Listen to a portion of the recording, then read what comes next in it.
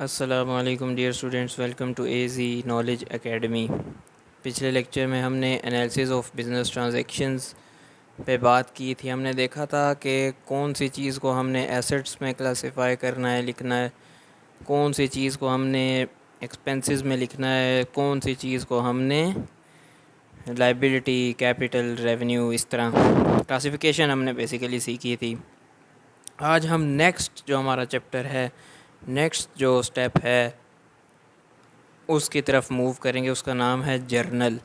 मैंने आपको बताया था ये चीज़ बेस है, ये आपकी स्ट्रॉन्ग होगी तो आपकी पूरी ऊपर इमारत स्ट्रॉन्ग होगी। वो इमारत भी हमने डिस्कस की थी, कौन सी थी, कितनी मंजिला थी। उस इमारत का जो पहला फ्लोर है, पहला स्टेप है, वो क्या है? फर्स्ट फेज़, वो जर्नल है। फर्स्ट फेज़ ये आपका जर्नल है, तो देख लें आप कि इम्पोर्टेंस इसकी कितनी होगी। उसके बाद दूसरा जो हमारे पास फेज़ आता है, वो हमने बात की थी लेजर्स का है।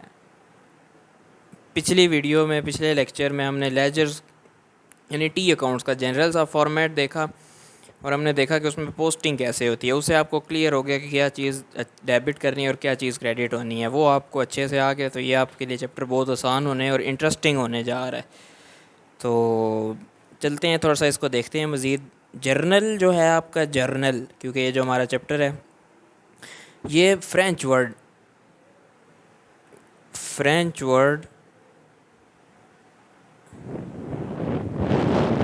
जोर से निकला है। जोर का मतलब है डेली, जोर कहते हैं फ्रेंच में डेली को। तो जर्नल फ्रेंच वर्ड जोर से निकला है, मतलब डेली। तो क्या मतलब है कि जर्नल आप जो इसमें एंट्रीज पुट कर रहे थे वो डेली बेसिस पे हैं।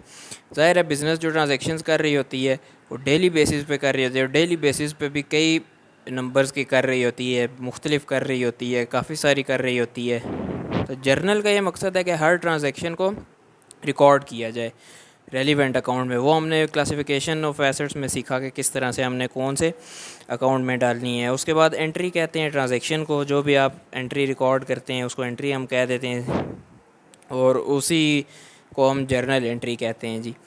ठीक है जी। और जो जर्नल एंट्री हम पास करके उसको उठा के लेजर में पोस्ट करते हैं, जो मैंने आपको बताया था, जो हम काम नेक्स्ट चैप्टर में करेंगे। हम नेक्स्ट चैप्टर में, अब इस चैप्टर में हम जर्नल एंट्री सीखेंगे, नेक्स्ट हमारा चैप्टर लेजर्स का है। तो उसमें हम जाके देखेंगे जर्नल एंट्री हमारे पास पोस्ट हुई हो तो हम उससे लेजर में कैसे पोस्टिंग करते हैं। इसको लेजर पोस्टिंग कहते हैं या लेजर एंट्री कहते हैं। ठीक है जी। तो ये जनरल साहब का इंट्रोडक्शन हो गया। आप देखते हैं जर्नल का प्रॉपर फॉर्मेट क्या है। इस तरह लेजर्स का हमने एक जनरल सा देखा था, टी, वो नहीं, हम अब इसमें हम प्रॉपर देखेंगे। वो मैंने आपको अगेन उस पिछली वीडियो में बताया था, इस वीडियो में बता रहा हूँ। इसका मकसद था कि आपको क्लियर अंडरस्टैंडिंग हो जाए कि क्या चीज़ डेबिट करनी है और क्या चीज़ क्रेडिट करनी है। तो अब हम जर्नल का, ओके स्टूडेंट्स, तो अब हम देखते हैं कि इसका प्रॉपर क्वेश्चन किस तरह से सॉल्व किया जाएगा, और इसका हम प्रॉपर सा एक फॉर्मेट देखते हैं। सबसे पहले इधर हेडिंग आ जाएगी।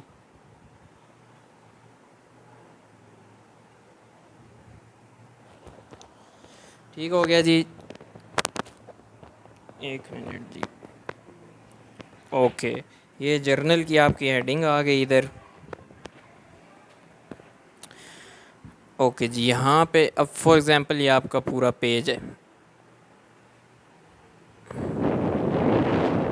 ये सेंटर में होगी। ठीक है जी। और ये लाइंस जो मैं लगाऊंगा ये आपने स्केल से लगानी है, जिस तरह मैं लगा रहा हूँ इस तरह आप लगा के आ जाएं, फिर मुझसे गिला ना कीजिएगा मार्क्स के मामले में। यहाँ पे आपकी सबसे पहले डेट आएगी। ठीक है जी। डेट के बाद ये जो दूसरा कॉलम है बड़ा, इसमें पर्टिकुलर्स या डिटेल्स, रेफरेंस, कुछ भी लिख सकते हैं। ठीक है जी। कॉमनली मोस्ट डिटेल्स या पर्टिकुलर्स यूज़ किया जाता है वर्ड। उसके बाद एक छोटा सा कॉलम आता है, इस तरह से LF लिखा होता है, इसको कहते हैं लेजर फोलियो। ये मैं जब क्वेश्चन सॉल्व करूँगा तब इसका यूज़ आपको बताऊँगा, कोई इतना ख़ास यूज़ नहीं है इसका। और लास्ट जो हमारे पास दो कॉलम है, वो एक डेबिट का है, दूसरा क्रेडिट का है। यहाँ पे अमाउंट, अमाउंट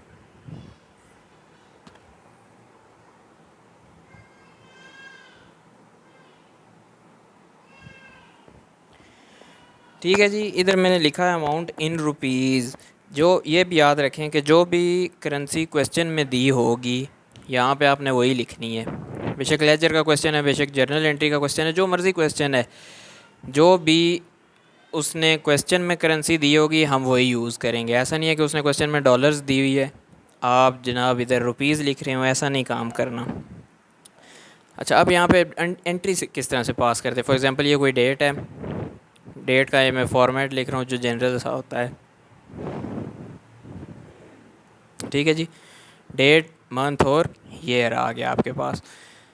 जो भी आप डेबिट करेंगे वो इधर आएगा, अकाउंट टू बी डेबिटेड। और उसी के नीचे निचली लाइन में थोड़ा सा आगे इतना छोटा सा फासला दे के अकाउंट टू बी क्रेडिटेड। ठीक है जी, अकाउंट टू बी डेबिटेड, वहीं से थोड़ा सा आगे निचली लाइन में फासला दे के अकाउंट टू बी क्रेडिटेड। ये जनरल सफ़र जहाँ पे एंट्री होगी वहाँ पे उसके नीचे आप नरेशन उसकी लिखेंगे। नरेशन क्या होता है, बेसिकली एक्सप्लेनेशन होती है इंग्लिश में कि आपने इस एंट्री में किया क्या है, और उसके बाद लाइन लगा दें, आपकी एंट्री क्लोज होगी। यहाँ पे अमाउंट इसकी डेबिट वाली आ जाएगी, यहाँ पे अमाउंट इसकी क्रेडिट वाली हो जाएगी। ये डेबिट, ये क्रेडिट, ये आपके पास प्रॉपर फॉर्मेट है जर्नल एंट्री का। बेशक एक एंट्री आपने पास करनी हो, बेशक 1000 एंट्रीज़ पास करनी हो, आपने इसी फॉर्मेट को फॉलो करना है। प्रॉपर क्वेश्चन की तरफ मूव करते हैं, उससे पहले मैं आपको सिंपल और कंपाउंड एंट्री का बता देता हूँ। ये जो फॉर्मेट मैंने बनाया है ये सिंपल एंट्री का है। सिंपल एंट्री में क्या होता है, जिसमें एक डेबिट हो एक क्रेडिट हो रही हो, जिस तरह इसमें एक चीज़ डेबिट एक चीज़ क्रेडिट। कंपाउंड एंट्री आपके पास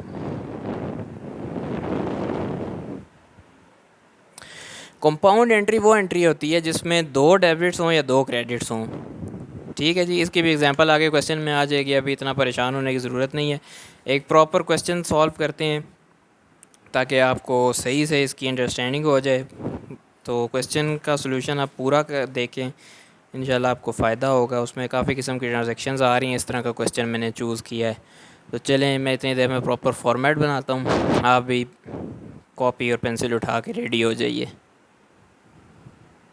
ओके तो स्टूडेंट्स, मैंने एक फ़ॉर्मेट बना लिया अपने क्वेश्चन के लिए। क्वेश्चन मैं अभी आपको स्क्रीन पे दिखा रहा हूँ। ये क्वेश्चन है, आप इसका स्क्रीनशॉट ले लीजिए या अपने पास नोट डाउन कर लीजिए। बेहतर है आप स्क्रीनशॉट ले लीजिए, नोट करने में आपका टाइम लग जाएगा, ताकि जो भी मैं एंट्री करूँ आपके पास भी क्वेश्चन मौजूद हो। तो ठीक है जी, स्क्रीनशॉट आपने ले लिया है। देखें ऊपर 2005 उसने डेट लिखी है और नीचे जनवरी 1 से लेकर 31 तक मुसलसल ट्रांजैक्शंस हो रही हैं जनवरी के मंथ में। तो हम भी यही काम करेंगे, डेट के ऊपर हम यहाँ पे 2005 एक दफ़ा ही लिख लेंगे 2005।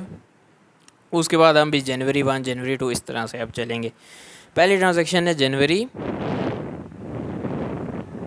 1। अब हम उस स्टेज में आ गए हैं कि जो हमारा एनालिसिस ऑफ ट्रांजैक्शन वाला काम है वो अब हमने दिमाग में करना है। मैंने आपको कहा था ना आगे जाके हमने दिमाग में करना, लिख के नहीं करना। अब हम उस स्टेज में आ गए हैं, अब हम मैच्योर हो गए हैं इंशाल्लाह। तो अब एनालिसिस करते हैं इसका दिमाग में ही, लिख के नहीं। Commenced business with cash, cash से बिज़नेस कमेंस किया तो इसको क्या कहते हैं, बिल्कुल कैपिटल कहते हैं इसको। कैपिटल इंट्रोड्यूस करा रहे हैं आप इनटू द बिज़नेस। तो क्या हो रहा है, आपका बिज़नेस का कैश बढ़ रहा है कि कम हो रहा है?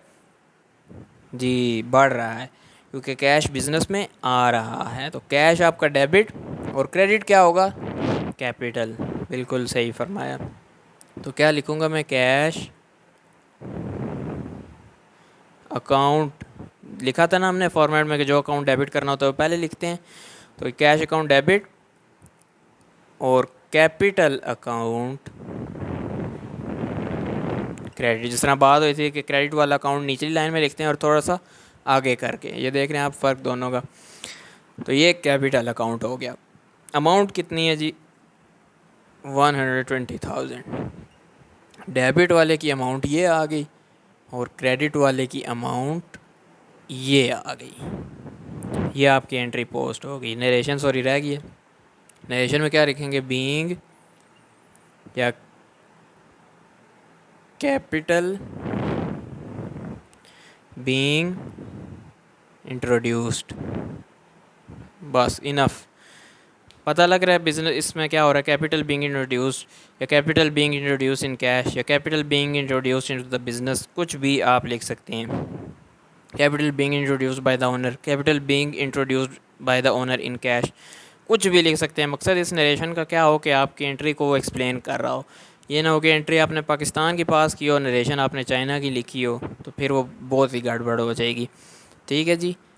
तो एंट्री और नरेशन सेम हो इन अ सेंस के जो नरेशन हो वो एंट्री को एक्सप्लेन कर रही हो। जिसने अक्सर मिसाल दे रहा हूँ जनरल सी, चेक पे आपने देखा है अमाउंट लिखी होती है, फॉर एग्जांपल ये इतनी अमाउंट लिखी होती है, इधर अमाउंट इन वर्ड्स लिखी होती है, फिर आप उसको लिखते हैं 2500 ओनली। ठीक है, क्या होता है कि वो अमाउंट्स इन वर्ड्स एक्सप्लेन कर रही होती है कि ये नंबरिंग में क्या लिखा है। तो वही काम यहीं पे हो रहा है, एक किस्म का कि कैश अकाउंट ऊपर लिखा है डेबिट, कैपिटल अकाउंट नीचे आपने क्रेडिट किया हुआ है। तो उसकी एक्सप्लेनेशन क्या है कि यहाँ पे आपने फिर बताया कि ये कैपिटल इंट्रोड्यूस्ड हो रहा है, उसकी मैंने एंट्री पास की है। तो यहाँ पे जब भी आपकी एंट्री मुकम्मल हो, यहाँ पे लाइन लगा दी है, आपकी एंट्री होगी। ठीक है जी,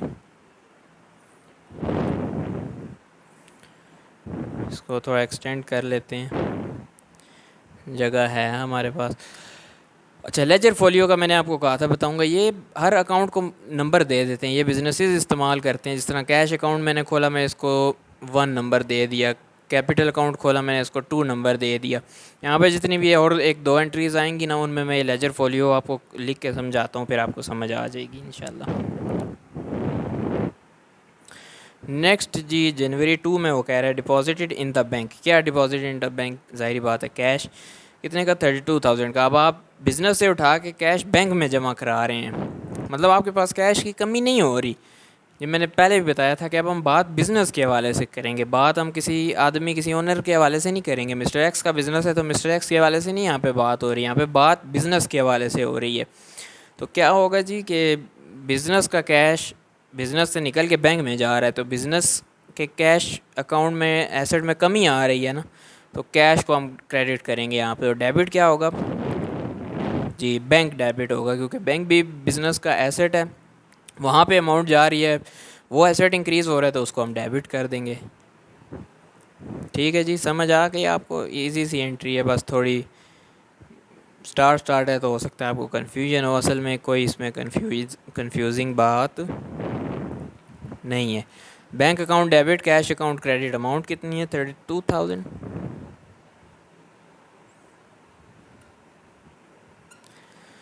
ठीक है जी, अब देखें, बैंक अकाउंट पहले नहीं हमारे पास ओपन था, इसको नंबर 3 दे दिया। कैश हमारे पास पहले का ओपन था, कैश का क्या नंबर था? 1, वो मैं इधर लिख लूँगा।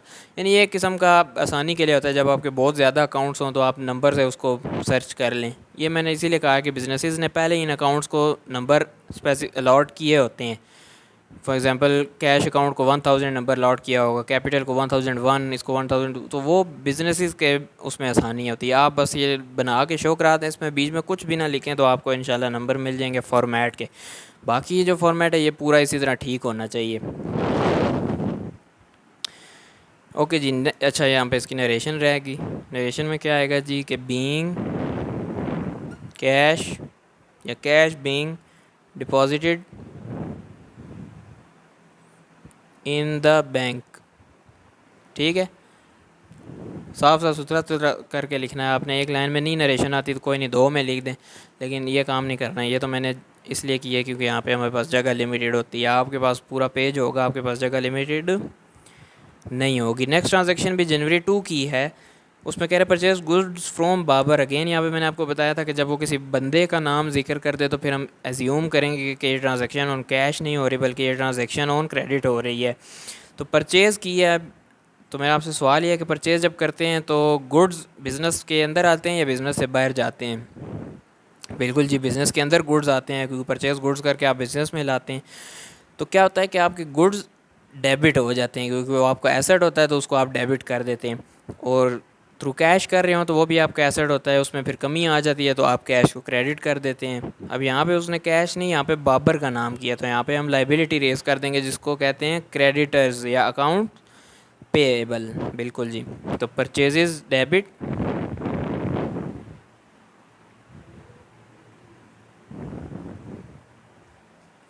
परचेजेज अकाउंट डेबिट, और कैश में नहीं हुई है ट्रांजैक्शन, ऑन क्रेडिट हो रही है तो बाबर अकाउंट क्रेडिट। इसकी नरेशन में क्या लिखूँगा, being goods purchased on credit, के क्रेडिट पे गुड्स खरीदे जा रहे हैं। अगेन यहाँ पे इसके नीचे लाइन लगा दी। अमाउंट इसकी कितनी थी, 40,000, यस 40,000। अब परचेज आपके पास पहले नहीं खुला हुआ तो इसको 4 नंबर दे दिया। बाबर का भी नया अकाउंट है, इसको नंबर 5 दे दिया। तो ठीक है जी, ये लेजर फोलियो इस तरह आप चलता है। अब इसको मज़ीद हम नहीं लेके चलते, मैं बाकी चीज़ें आपको समझाऊंगा। ये उम्मीद है आपको समझ आ गई है। अच्छा, यहाँ पे हमने गुड्स को क्यों नहीं डेबिट किया, इसका भी मैं पिछली लेक्चर्स में डिस्कशन कर चुका हूँ इस पर, कि जब वो कहते हैं ना परचेज़ की है गुड्स, तो फिर हमें नहीं पता होता उसने क्या परचेज़ की है। कुछ भी हो सकता है, वो नॉन करंट एसेट उसने परचेज़ किए हो सकते हैं, उसने करंट एसेट परचेज़ किए हो सकते हैं, कुछ और परचेज़ किया हो सकता है। तो इस वजह से फिर हम परचेजेज़ अकाउंट जनरल ओपन कर देते हैं कि परचेजेज़ में हम डाल देते हैं। फॉर एग्जांपल यहाँ पे उसने लिखा होता कि परचेज्ड फर्नीचर फ्रॉम बाबर, तो यहाँ पे हम परचेजेज़ डेबिट करते हैं नहीं, फिर यहाँ पे हम फर्नीचर डेबिट करते। ठीक है जी, तो ये मैंने आपको पिछले लेक्चर्स में भी चीज़ समझा दी थी। तो अगर पिछला लेक्चर आपको सही समझ आया है तो ये भी आपको बिल्कुल इजी लग रहा होगा, इसमें कोई ऐसा मुख्तलिफ टेक्निकल चीज़ नहीं है। अगर आपको फिर भी कोई डिफ़िकल्टी आ रही है तो अगेन कमेंट सेक्शन में पूछें, इंस्टाग्राम पे मुझसे पूछेंगे तो आप ज़्यादा सीखेंगे।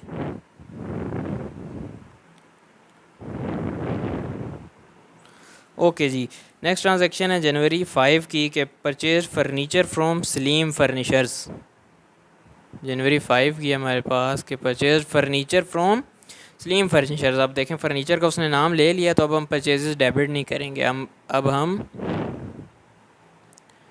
फर्नीचर अकाउंट को डेबिट करेंगे। और कैश में नहीं ख़रीदी, सलीम का नाम उसने ले लिया, तो अगेन क्रेडिटर्स रेज हो गए हमारे सलीम फर्नीचर अकाउंट के नाम से। आपने अगेन पूरा लिखना है, मैंने टाइम और स्पेस सेविंग के लिए ये काम किया है। ओके, नरेशन क्या है, being furniture purchased on credit from Salim furnitures.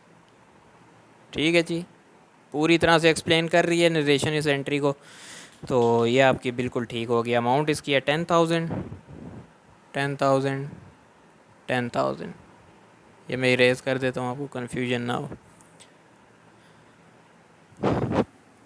Okay जी, ये आपकी जनवरी 5 की होगी, 4 ट्रांजेक्शन्स होगी। 6 में वो कह रहा है कैश सेल, 8 में वो कह रहा है कैश परचेज़। जनवरी 6 को कैश पर सेल हुई है। सेल जब भी आप करते हैं तो आपके पास कैश इंक्रीज़ होता है ना। सेल आपको नहीं पता आपने क्या चीज़ की है, जनरल है तो हम इसको सेल्स अकाउंट में डाल देंगे। ठीक है जी, तो कैश आपके पास आया है तो कैश इंक्रीज़ हो गया, cash account debit, sales account credit. Narration इसकी क्या आ जाएगी, being sales made on cash. Okay जी, ये इसकी अमाउंट है 36, यस 36,000। ठीक है जी, आपकी एंट्री पोस्ट होगी। नेक्स्ट में जनवरी 8 में वो परचेज़ कर रहा है, कैश परचेज़। परचेज़ जब करते हैं तो परचेज़ डेबिट अगेन, क्योंकि हमें नहीं पता क्या चीज़ परचेज़ हुई है तो इसको हम परचेज़ में डाल देंगे। और ऑन कैश हो रही है तो कैश अकाउंट क्रेडिट। नरेशन में क्या आ जाएगी, उसी तरह being purchase made on cash. Amount इसकी कितनी है, 40,000।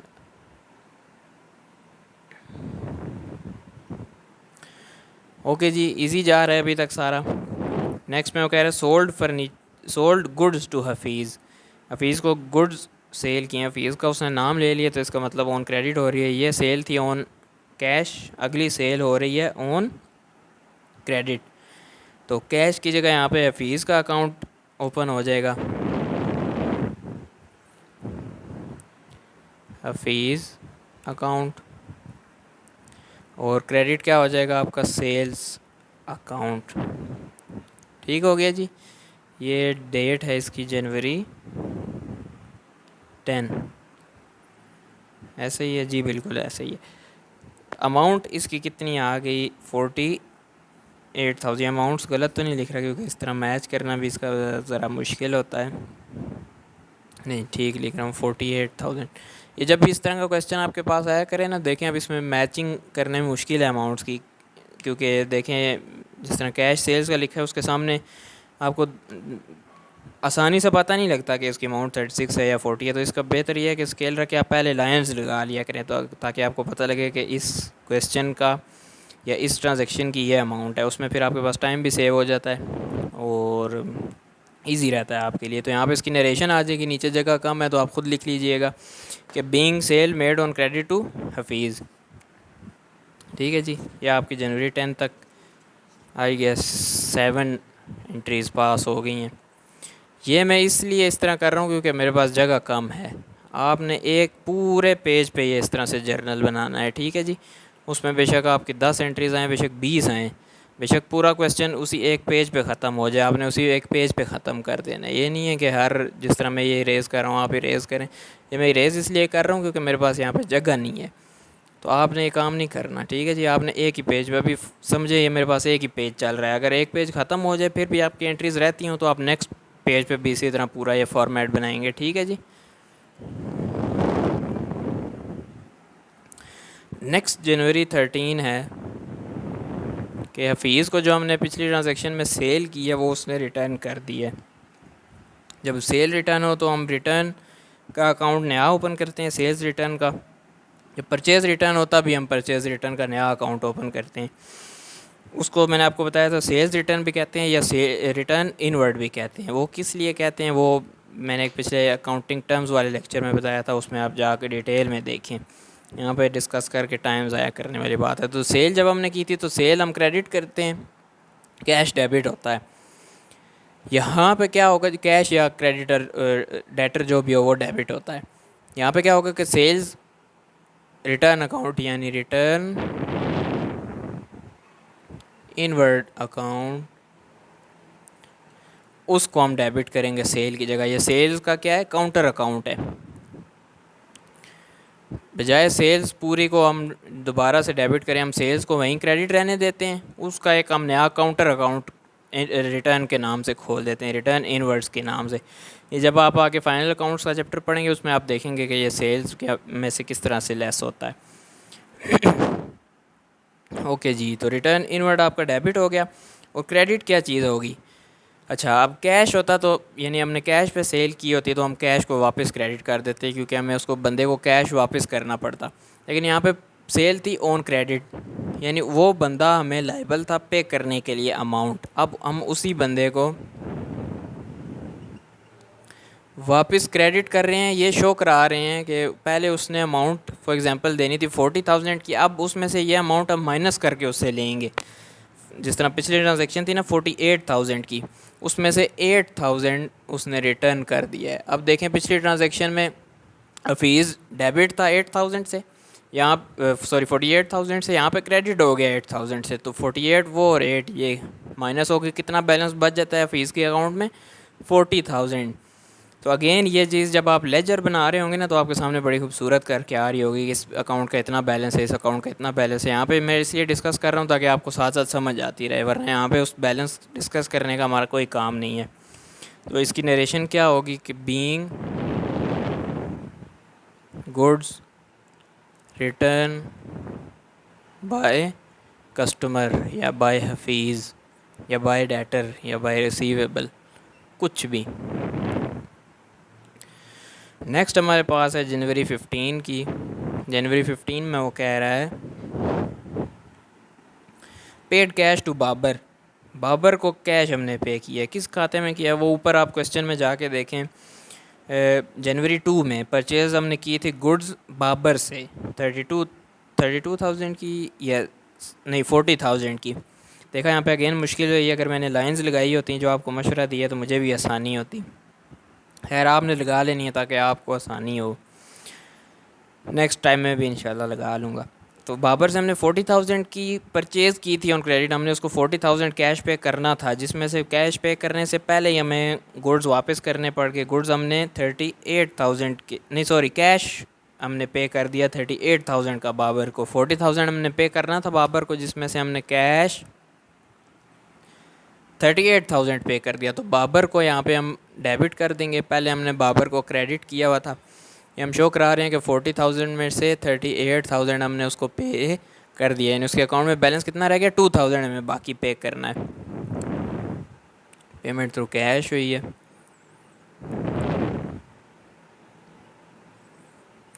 नरेशन क्या आ जाएगी, being cash paid to creditor Babar. Creditor Babar लिखें या सादा बाबर लिख दें, ठीक हो गया जी। ये आपके पास एंट्री होगी। नेक्स्ट भी जनवरी 15 की है, उसमें कह रहा है Babar allows cash discount of 2,000, यानी ये जो आपको मैं अभी बता रहा था बैलेंस 2,000 रह गया, उसका उसने डिस्काउंट दे दिया है। अच्छा, ये मैंने पहले नहीं देखी, इसको एक ही एंट्री में लिख देते। अब मैं आपको दोबारा समझाता हूँ, सिंपल एंट्रीज में भी करके और कंपाउंड में भी करके। ये उसकी बेहतरीन एग्जांपल आ गई। यहाँ पे हम बाबर का अकाउंट दोबारा डेबिट करेंगे, जो रिमेनिंग 2,000 था उससे, और क्या डिस्काउंट रिसीव हो रहा है इस केस में हमें, ठीक है जी। डिस्काउंट रिसीव इनकम होती है, इसलिए जब इंक्रीज़ हुई तो हमने उसको क्रेडिट कर दिया। इसकी भी डिस्कशन इंपॉर्टेंट अकाउंटिंग टर्म्स वाले लेक्चर में हुई थी, उसमें आप जाके देखें। डिस्काउंट रिसीव हमने क्रेडिट कर दिया। अब देखें बाबर का अकाउंट पहले 38,000 से डेबिट हुआ, फिर 2,000 से डेबिट हुआ। कितने से टोटल डेबिट हुआ यहाँ पे, 40,000 से। और 2 जनवरी को जाके देखें 40,000 से ही क्रेडिट हुआ था, तो बाबर का अकाउंट ज़ीरो हो गया, बाबर का बैलेंस ज़ीरो हो गया। ये सिंपल एंट्री होगी। अब अगर मैंने पहले इस पूरी ट्रांजैक्शन को पढ़ा होता तो मैं क्या करता, ये काम ना करता, मैं यहाँ पे कॉम्प्लेक्स एंट्री पास कर देता। शुरू में लेक्चर के हमने डिस्कस की है ना एंट्री की 2 टाइप्स, एक सिंपल होती है, एक कॉम्प्लेक्स होती है। तो मैं क्या करता, कैश अकाउंट क्रेडिट करता और यहीं पे डिस्काउंट रिसीव्ड अकाउंट उसको क्रेडिट कर देता। कितने से, 2,000 से। अब देखें वो क्या रहा है, बाबर को हमने कैश पे किया 38,000 का, बाकी 2,000 का उसने डिस्काउंट कर दिया हमें, कैश डिस्काउंट। तो टोटल ये कितना क्रेडिट हुआ, 40,000। तो उतना ही डेबिट होना चाहिए।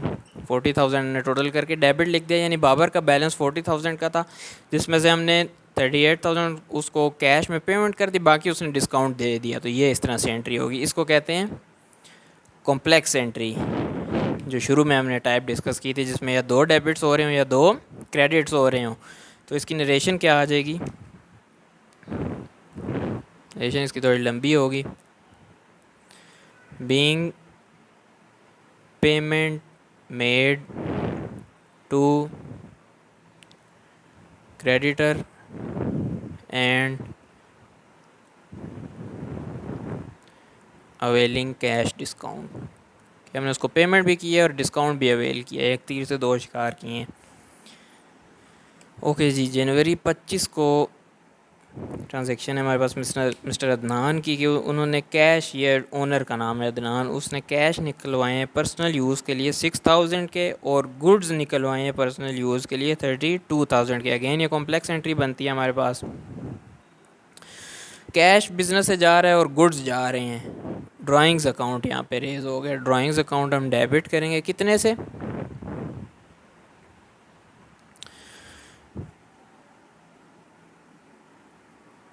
6,000 से नहीं, 32,000 से नहीं, तो फिर इन दोनों के टोटल से।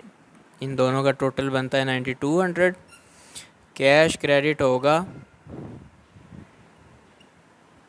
कैश की अमाउंट है 6,000 और गुड्स की अमाउंट है, यहाँ पे हम परचेजेस को क्रेडिट करेंगे, उसकी अमाउंट है 32,000। इस तरह से आपके पास एंट्री होगी। इसकी नरेशन क्या लिखेंगे कि being goods withdrawn, being goods and cash ठीक है जी, यहाँ पे आप करेक्शन कर लें, बाय द ओनर। ये इसकी नरेशन आ गई आपके पास। ये आपकी एंट्रीज़ रहेगी। पीछे आपके पास 5 एंट्रीज़ रह गई हैं। जल्दी से मैं ये रेज़ कर लेता हूँ ताकि टाइम सेव हो जाए। ओके जी, नेक्स्ट है हमारे पास जनवरी 28 की, नहीं सॉरी जनवरी 27 की। उसमें कह रहा है give away goods, give away as charity cash and goods. Cash भी पे किया है चैरिटी की फॉर्म में और गुड्स भी पे किए हैं चैरिटी की फॉर्म में। 404 दोनों की अमाउंट है। तो इसमें चैरिटी का अकाउंट हम रेज़ करेंगे। चैरिटी अकाउंट डेबिट, कैश भी जा रहा है, गुड्स भी जा रहे हैं। टोटल कितनी चैरिटी की है? 808 की, जिसमें से 404 इन कैश है, 404 in the form of sorry goods मैंने लिख दिया यहाँ पे, परचेजेस को क्रेडिट करेंगे। ठीक है जी, नरेशन इसकी आप उम्मीद है ख़ुद लिख लेंगे, यही है कि बीइंग कैश एंड गुड। चलें लिख देता हूँ यार, क्या याद रखेंगे। Being cash and goods given as charity. ठीक हो गया जी, ये आपकी एंट्री होगी। इसकी डेट थी आपके पास 27। नेक्स्ट 28 की है। उसमें कह रहा है sold good to Hanif at list price less trade discount 10%, cash discount 5%। इस तरह का सीन जब भी हो तो हम ट्रेड डिस्काउंट ले या करेंगे सेल्स के केस में। ओके जी, टोटल अमाउंट थी हमारे पास, अब यहाँ पे पहले इसकी थोड़ी सी कैलकुलेशन कर लेते हैं। 32,000 अमाउंट थी, इसमें से 10,000 उसने डिस्काउंट हमें कर दिया है। 32,000 का 10% कितना बनता है? 3200 बनता है। 32,000 में से 3200 हम जब डिडक्ट करते हैं तो हमारे पास बैलेंस आता है 28,800। तो इस अमाउंट की सेल्स हुई हैं। ठीक है जी, बाकी 10% आपका ट्रेड डिस्काउंट हो गया है। तो इसकी एंट्री क्या होगी? हनीफ अकाउंट डेबिट, क्योंकि कैश पे नहीं हुई, और सेल्स अकाउंट क्रेडिट 28,800। 28,800। यहाँ पे नरेशन में आप ये कैलकुलेशन भी शो कराएंगे कि आपने किस तरह से किया है कि बीइंग सेल्स 30 कितनी ओरिजिनल अमाउंट थी 32,000 मेड एट 10% ट्रेड डिस्काउंट के। जो सेल की लिस्ट प्राइस थी उस चीज़ की जो भी थी 32,000 थी, वो आपने 10% ट्रेड डिस्काउंट पे कर दी है। ठीक है जी, कैश डिस्काउंट यहाँ पे क्यों नहीं लिया वो मैं आपको बताऊँगा, क्योंकि लेक्चर हमारा लंबा हो चुका है। उसका अपना प्रॉपर एक लेक्चर आएगा, उसमें मैं आपको ये चीज़ें डिटेल में समझाऊँगा। ओके जी, नेक्स्ट है हमारे पास जनवरी 29 की। ओके जी, इसमें कह रहा है कि हनीफ मेक्स द पेमेंट, ये जो पिछले एंट्री में हनीफ आया, makes the payment of 80% of the amount due availing the proportionate cash discount. Okay जी, कैश डिस्काउंट चले मैं भी आपको यहाँ पे बता देता हूँ, क्योंकि मौका आ गया बताने का, एंट्री है इस तरह की आ गई है। ये सेल कैश पे नहीं थी, ये सेल क्रेडिट पे थी, तो आप कैश डिस्काउंट किस तरह से दे सकते हैं? अगर तो वो फौरी पेमेंट आपको कर देता तो फिर वो कैश डिस्काउंट भी अवेल कर सकता था। अक्सर बिजनेसेस आपने देखा होगा कि जो से ऑन क्रेडिट कर रही होती हैं काम, वो कहती हैं कि हम सेल आपको कर रहे हैं ऑन क्रेडिट, लेकिन आप फॉर एग्ज़ाम्पल 1 वीक के अंदर पेमेंट कर देंगे तो आपको इतना % डिस्काउंट है, 2 वीक्स में करेंगे तो इतना डिस्काउंट है, 3 वीक्स में करेंगे तो आपको कोई डिस्काउंट नहीं है। ठीक है जी, तो ये स्ट्रेटजियाँ होती हैं रिकवरी के लिए भी, खैर वो और बात है। मकसद यहाँ पे आपको बताने का ये है कि अगर यहाँ पे कैश इन्वॉल्व होता तब हम कैश डिस्काउंट देते, यहाँ पे कैश इन्वॉल्व ही नहीं था तो हमने सिर्फ उसको ट्रेड डिस्काउंट दिया। अब जब वो पेमेंट कर रहा है, अब जब वो कैश में पेमेंट कर रहा है तो वो एलिजिबल हो गया हमसे कैश डिस्काउंट अवेल करने का। जो पिछली एंट्री में हमने उसको कहा है ना कि 5% हम उसको देते, वो उसी टाइम था, अगर 5% था ना, मुझे चेक करने दें, कैश डिस्काउंट 5%, वो उस टाइम था जी कि अगर वो फौरी हमें पेमेंट कर दे, ठीक है, बाज़ाहिर तो उससे ये लग रहा था, लेकिन नेक्स्ट जब हमने ट्रांजैक्शन देखी उसमें कह रहा है कि उसने पेमेंट कर दी 80% अमाउंट ड्यू, और जो कैश डिस्काउंट था वो उसने अवेल कर लिया। तो हो सकता है इन्होंने इसको ऑफ़र की हो कि आप इतने दिनों के अंदर पेमेंट करोगे या इसी वीक में पेमेंट करोगे तो आपको हम ये कैश डिस्काउंट दे देंगे। तो उस बंदे ने नेक्स्ट डे ही पेमेंट कर दी, तो अब वो एलिजिबल हो गया, जो पिछले में हमने 5% कैश डिस्काउंट छोड़ा है वो अवेल करने के लिए। ठीक है जी, समझ आ गया आपको? मैं एंड पे एक दफ़ा दोबारा रिपीट कर दूँगा। अब इसकी कैलकुलेशन देख लेते हैं। कह रहा है कि हनीफ़ ने आपको 80%, Hanif makes the payment 80% of the amount due availing proportionate cash discount. Okay जी, ये समझने वाली है। यहाँ पे मैं इसकी वर्किंग कर रहा हूँ या आपने नरेशन में करके दिखानी है। ठीक है जी, कि जो 80% अमाउंट हमें रिसीव हुई है उसकी कैलकुलेशन किस तरह से होगी कि इतने की सेल थी, इतने की सेल थी, उसका 80% यानी कितना हो गया? यस, ये आ गया। ठीक है जी, ये 80% आपको जो रिसीव हुई है।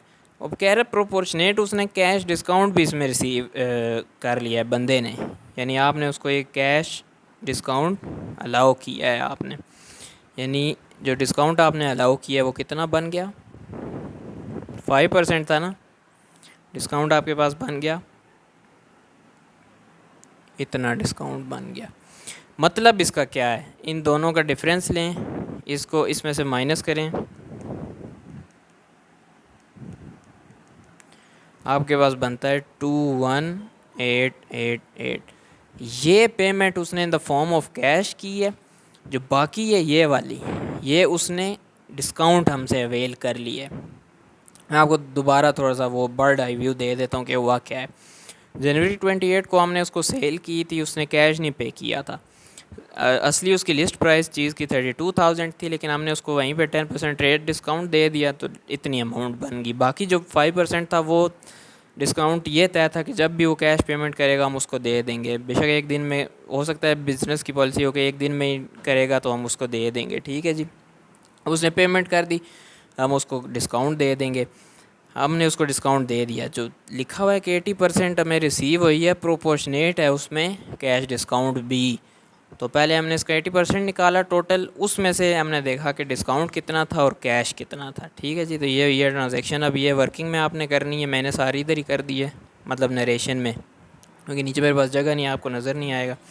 तो एंट्री में पास कर देता हूँ, cash account debit discount allowed account. ठीक है जी, क्योंकि यहाँ पे आप अलाउ कर रहे हैं ना, वो डेबिट, ये मैंने आपको बताया था आपका एक किस्म का एक्सपेंस होता है, इसलिए आप डेबिट करते। और हनीफ अकाउंट क्रेडिट, कितने से जी? कैश इतना है, जो क्रेडिट है ओ सॉरी डिस्काउंट है आपका वो इतना है, और टोटल कितना बना? ठीक है जी, तो ये आपके पास एंट्री होगी। मज़ीद 2 एंट्रीज रह गई हैं, उनको भी जल्दी जल्दी से देख लेते हैं और फिर इस लेक्चर को एंड करते हैं। ओके जी, तो नेक्स्ट में कह रहा है paid telephone bill and paid salaries, यानी ये दोनों हैं। पहले में टेलीफोन बिल पे कर रहा है, ये क्या होता है? ये एक्सपेंस होता है। पेमेंट कैसे कर रहा है ये उसने नहीं बताया, तो आप क्या लिखेंगे इस केस में? आप क्या करेंगे? टेलीफोन एक्सपेंस को तो डेबिट करें ना आप, telephone expense account debit, again short आपने नहीं यूज़ करनी, डेबिट, और कैश या बैंक अकाउंट। इस केस में आप ऐसे कर देंगे, क्योंकि हमें नहीं पता पेमेंट थ्रू, क्योंकि बिज़नेस का कैश भी है बैंक भी है, हमें पता है ना दोनों, तो इसलिए हमने ये लिख दिया कि हमें नहीं पता कैश में की है या बैंक में की है। ये बना आपके पास 1800। नरेशन क्या आएगी? बीइंग टेलीफोन बिल या एक्सपेंस पेड थ्रू कैश, ये जनवरी 30 की थी, और लास्ट ट्रांजैक्शन जनवरी 31 की आपके पास आ गई। उसमें कह रहा है कि paid salaries, again salaries expense account या सैलरीज़ अकाउंट डेबिट करें। एक्सपेंस जब भी बढ़ता है डेबिट होता है, और कैश या बैंक आपको नहीं पता किस के थ्रू हो रही हैं, यहाँ पे भी कैश स्लैश बैंक लिख दें। नरेशन क्या आएगी? Salaries being paid in cash या बैंक। ये लें जी, ये आपका क्वेश्चन यहाँ पे कंप्लीट हो गया। आसान सा क्वेश्चन था, उम्मीद है आपको सही से समझ आ गई होगी। नहीं समझ आई तो मुझसे ज़रूर पूछें, और इसके प्रैक्टिस क्वेश्चंस भी आपको चाहिए तो मुझसे रब्ता करके ले लें, जितने चाहिए आपको इंशाल्लाह मिल जाएंगे। और अगर आप चाहते हैं कि मैं आपके सॉल्यूशंस चेक करके दूं, वो सहूलत भी आपको इंशाल्लाह मिलेगी। तब आज के लिए इतना ही। नेक्स्ट चैप्टर हमारा लेजर्स का है, बड़ा इंपॉर्टेंट है। किस हवाले से इंपॉर्टेंट है कि ये आपने सही से सीख लिया है, तो यहीं से पोस्टिंग, अब ये जनरल एंट्री पास हुई है, इसी के ये अमाउंट्स उठा के हमने लेजर्स अकाउंट बना के उनमें पोस्टिंग करनी है। तो उम्मीद है आपको समझ आ गई। ये चीज़ें अगेन बेस है। अब देखें ये क्लियर नहीं है तो आप लेजर में पोस्टिंग नहीं कर सकेंगे, लेजर में पोस्टिंग नहीं कर सकेंगे तो आप ट्रायल बैलेंस नहीं बना सकेंगे, ट्रायल बैलेंस नहीं बना सकेंगे तो आप फाइनल अकाउंट्स नहीं बना सकेंगे, यानी बेड़ा गर्क। तो क्या करना है, इसको आपने पक्का करना है। तो तब तक के लिए इजाज़त दीजिए, दुआओं में याद रखिए, जाते जाते एक दफ़ा दरूद शरीफ पढ़ जाइए। अल्लाह हाफिज़।